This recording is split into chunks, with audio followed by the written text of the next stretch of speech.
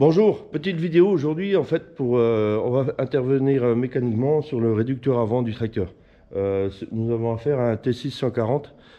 Faut savoir qu'il a une perte d'huile au niveau du joint du réducteur ici. Vous voyez en fait la roue est toute grasse, hein. Donc depuis un mois il fuit. Depuis un mois on contrôle les niveaux quasiment une fois, deux fois par semaine. Bon, c'est pas possible pour 1,25 litres d'huile qui va dedans. Ben, le peu qui perd, ça peut être dramatique. Donc en fait il est préférable de faire les frais qu'il y a à faire dessus. En fait les frais consistent en changer un joint, tout simplement, un joint comme ça. Donc un peu de joint silicone pour faire l'étanchéité et un peu d'huile de coude. Voilà. Donc pourquoi il a lâché? Il faut savoir que en fait les roues côté droit avant sont toujours plus sollicitées que celles du côté gauche, car en fait ces roues là qui roulent sur les bas côtés de route qui sont en général toujours moins bons que le milieu. Ça c'est le premier point. Le deuxième, en fait, quand on l'a acheté d'occasion, il était équipé d'une masse à l'avant que je pense qu'il n'a jamais été enlevé, car quand nous avons voulu la détacher, il y avait un troisième point dessus qui était complètement grippé, ainsi que les actes. Donc je pense que c'est un tracteur qui a toujours travaillé avec sa masse à l'avant. Qui ait besoin du poids ou qui n'en ait pas besoin, elle était là. Et forcément, tout le poids qu'on met à l'avant, en fait, il se répercute en fait sur ces réducteurs là. Donc ces réducteurs là, en fait, tout le poids qui est là, il passe et pour arriver reposer au sol au niveau de la roue. Donc automatiquement, il passe par les roulements et les joints. Donc on va démonter ça. En fait pour ça j'enlève la roue. Il n'y a pas besoin de le faire, moi je vais le faire parce que j'ai envie que ce soit propre. Je sais que l'huile autrement elle va couler partout, donc je préfère enlever la roue. Comme ça c'est plus facile à démonter. Alors, je vais perdre un peu plus de temps, mais au moins on travaillera dans les conditions à peu près propres. Voilà, allez c'est parti.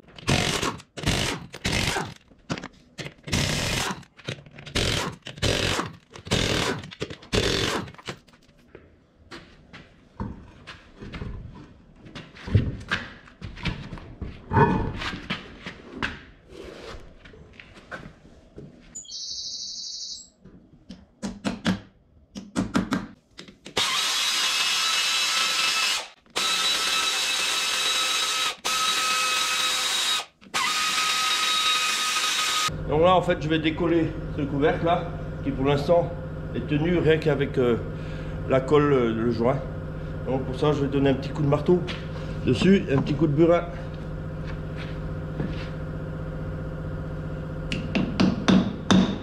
Ici on a deux ergots, on en a un là et un juste en face. Donc on a deux possibilités de le remonter, soit dans ce sens là, soit dans le sens inverse. Pour ça, pour savoir, pour le remettre comme il était avant, j'ai fait deux petits coups de pointeau là pour le remettre comme avant. Voilà, voilà ce que c'est un réducteur. Nous avons trois satellites là qui tournent. Et en fait, un pignon principal ici, on va enlever avec une pince à clips. Et un écrou après qui est juste derrière là. Donc il y a un écrou de 100. Pour cela, en fait, j'ai fabriqué une douille pour aller sur la clé à choc.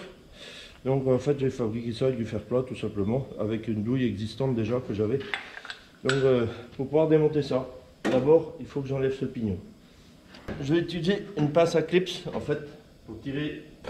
En fait ici nous avons sur l'écrou une bague ici, une petite bague autour qui a été écrasée au niveau de, pour éviter qu'il se dévisse.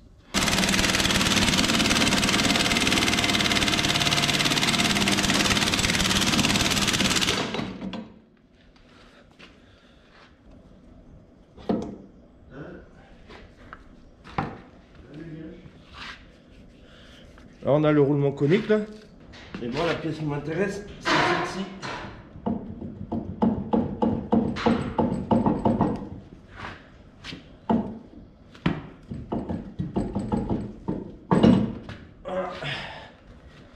Donc voilà le joint qui est défectueux, il se trouve ici là, sur cette partie là.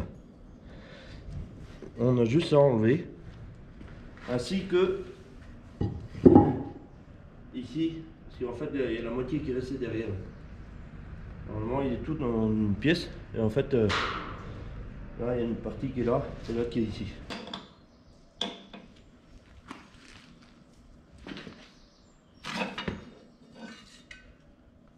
Utiliser un dégraissant. Donc, je vais nettoyer toutes les pièces là pour toutes les saletés qui sont tombées. Bon, ça y est, en fait, on va laisser tout ça égoutter un petit peu. En fait, je vais profiter pour aller prendre un café, c'est surtout ça. En gros, on va faire le point. Donc, toutes les pièces là sont démontées, elles sont propres, on a fait la vaisselle, il ne reste plus qu'à remonter. Donc, juste pour vous montrer que, en fait, quand vous avez un problème de fuite sur un pont avant, faut savoir que toutes les pièces qu'on voit quasiment sont à changer. Hein, parce que automatiquement, ça fait de la limaille qui va partout. Cette limaille va dans les satellites, elle bousille les dents qui sont là, les dents qui sont en dessous ici, les roulements. C'est même arrivé que les roulements, les billes s'en aillent dans les pignons, explosent tout le boîtier qui est là. Enfin bref, donc vous avez toutes ces pièces à changer. Vous imaginez pas la valeur que ça peut représenter, ça, par rapport à le simple joint qui vaut même pas, où on va même pas faire 150 € de frais pour faire cette réparation. Donc faut imaginer que quand il n'y a pas d'huile, vous avez tout ça à changer, en gros. Donc voilà, maintenant on va mettre le joint neuf en place et puis remonter ça proprement. Donc pour remonter, en fait, je vais utiliser de l'huile pour lubrifier tout ça et pour que ça glisse bien. Et je vais utiliser mon ancien joint en fait pour taper dessus au marteau pour le mettre en place.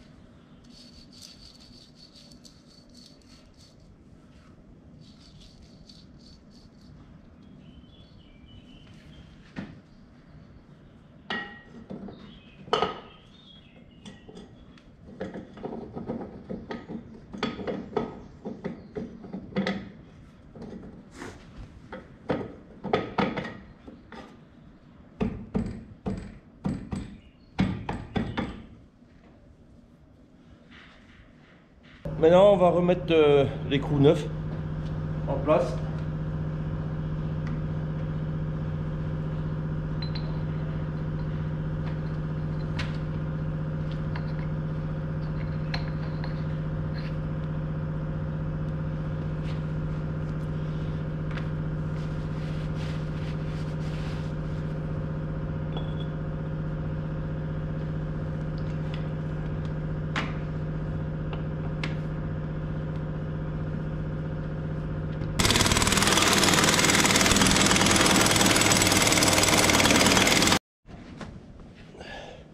Bon, maintenant en fait que c'est serré, je vais m'assurer que celui-là tourne librement avant d'écraser l'écrou là dans l'encoche qui est prévue à cet effet.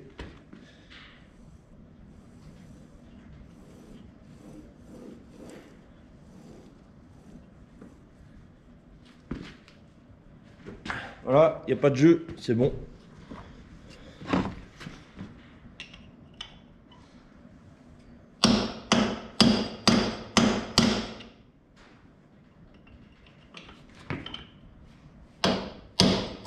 Remettre le petit pignon.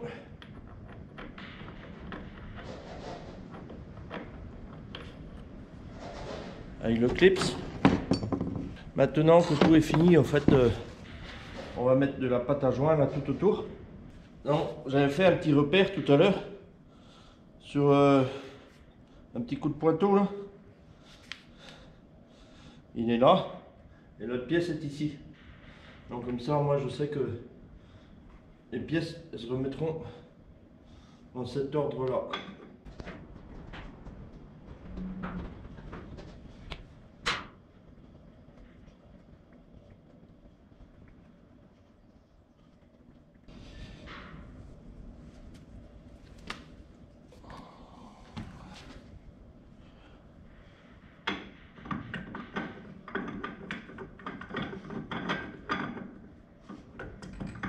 Le tout maintenant, c'est d'arriver à mettre les 3 satellites.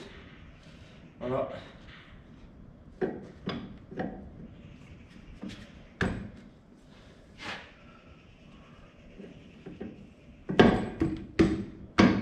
Maintenant, en fait, je vais mettre un petit peu de frein finet sur les vis. Il y en avait déjà. Comme vous pouvez voir ici, là, on voit ce produit rouge. Donc, je vais mettre juste une petite goutte sur chaque. C'est plus facile quand il est ouvert. Tac.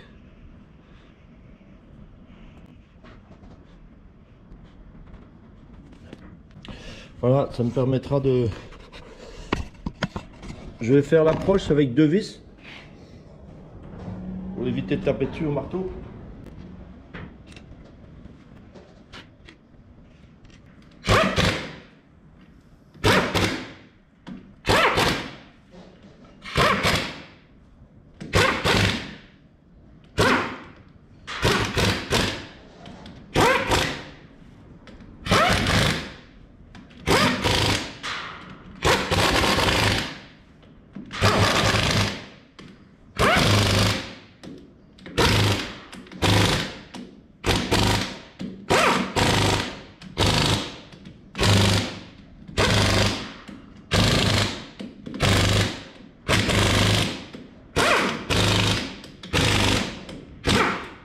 Un peu de dégrippement sur les goujons.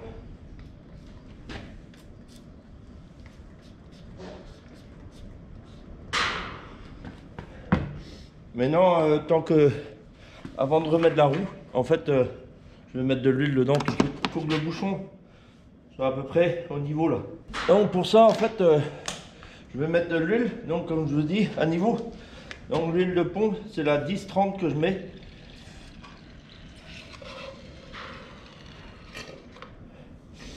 Donc il va pas grand chose, hein. Il va 1,25 litre exactement. Donc là on a bien le niveau, en fait on voit l'huile qui coule.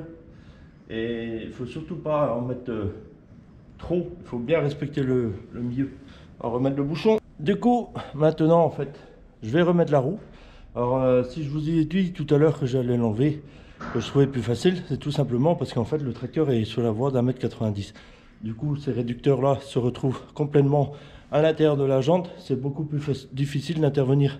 Et en même temps, vous avez beau vidanger le bouchon de vidange qui est là, vous avez toujours de l'huile qui reste, qui coule dans la roue, c'est dégueulasse.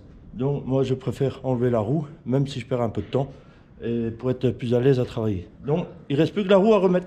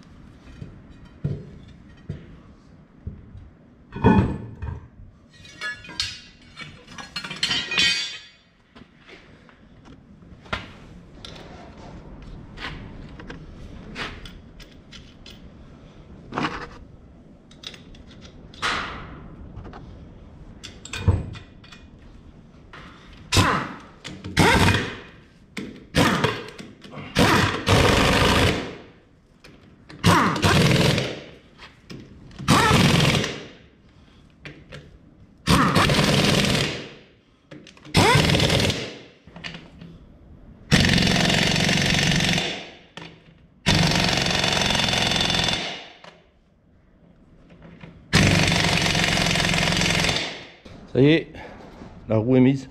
Il ne reste plus que le petit transpal à enlever.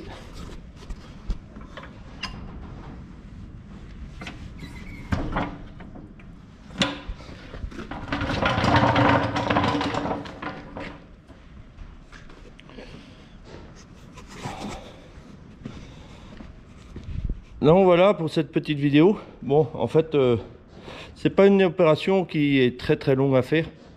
Je pense que pour des vrais mécanos, ça doit être beaucoup plus rapide. Bon, en fait, moi je fais avec les moyens du bord.